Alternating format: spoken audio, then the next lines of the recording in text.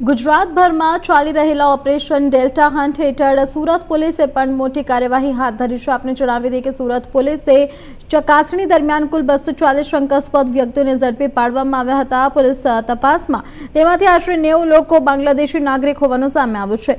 હાલ 85 જેટલા બાંગ્લાદેશી નાગરિકો સામે કાયદેસરની કાર્યવાહી શરૂ કરવામાં આવી છે। ગેરકાયદેસર રીતે રહેતા વિદેશી નાગરિકો, ખોટા દસ્તાવેજો અને તેમના નેટવર્ક અંગે પોલીસ દ્વારા વધુ તપાસ ધરવામાં આવી રહી છે। સુરત પોલીસનું આ ઓપરેશન આગામી દિવસોમાં પણ યથાવત રહેશે।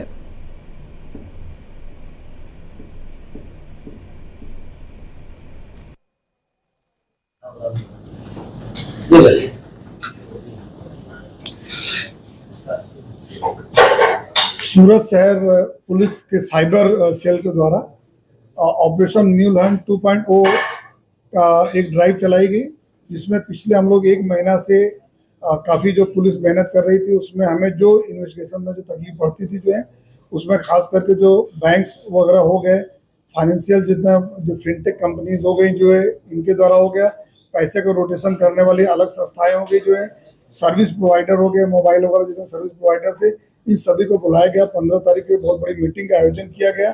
उस मीटिंग में हमारी जो समस्याएं थी बताया और उनकी भी समस्या हमने सुन के हम लोग आपस में कोऑर्डिनेशन बेटर किए। उसके बाद 500 जितने पुलिस के अधिकारी जवानों को ट्रेनिंग दी गई जो है कि किस तरह से ये अकाउंट हमें ढूंढना है। रीज़न ये कि बहुत सारे बैंक अकाउंट ऐसे होते हैं जो कि गरीब और अनपढ़ लोगों के डॉक्यूमेंट्स कलेक्ट करके कुछ एजेंट लोग अकाउंट खोल के उन अकाउंट को